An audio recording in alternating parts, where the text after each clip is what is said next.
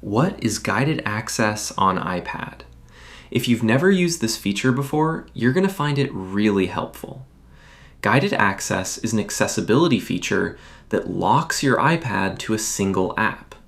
This means no one can leave the current app until guided access is turned off.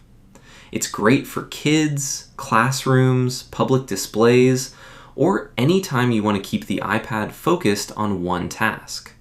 Let me show you how to set it up. Open the Settings app, tap Accessibility, scroll down and select Guided Access. Turn on the Guided Access toggle. Now tap Passcode Settings. Go ahead and create a Guided Access passcode. You can also enable Face ID or Touch ID if your iPad supports it, so exiting Guided Access is quicker. Now open the app you want to lock. Triple-click the top button. If you're using an older iPad with a home button, triple-click the home button instead. The Guided Access setup screen will appear. Before you start, tap Options. Over here, you can choose what you want to allow or block.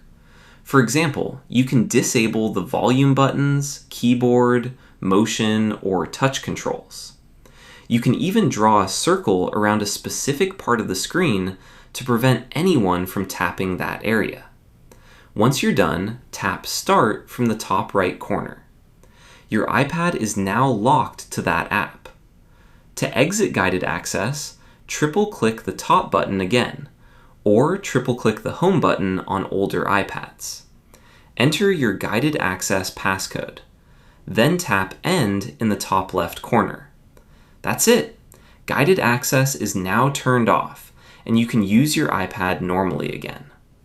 Guided access is one of the best features for keeping kids inside one app, preventing accidental taps, or helping someone stay focused on a single task.